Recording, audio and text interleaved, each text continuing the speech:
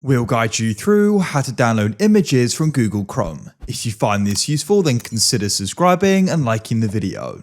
Here we are in Google Chrome, and so what you're wanting to do is go and download images, photos, or pictures. We're going to guide you through this step by step.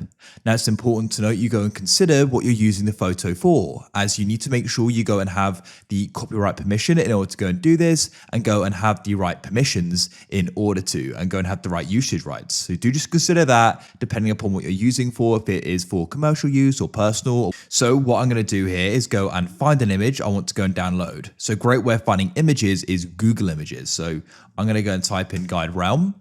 Then when you go and search something on Google, you can press images at the top and we can go and find the images.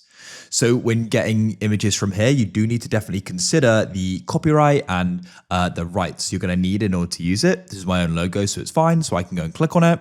And as you can see here, it says image may be subject to copyright. But to go and download this here, what you can do is go and right click on it, and you'll get a list of options, and you want to go and find the option for Save Image As.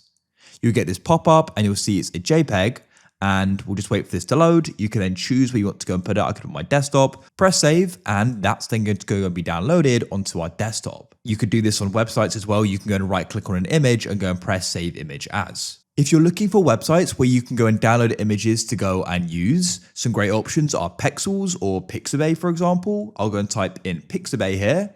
And as you can see, free images to use anywhere. You can then go and explore these different options at the top. You can go and search for what you're looking for as well. You can go and click on one and press free download in the top right, and it'll then go and download.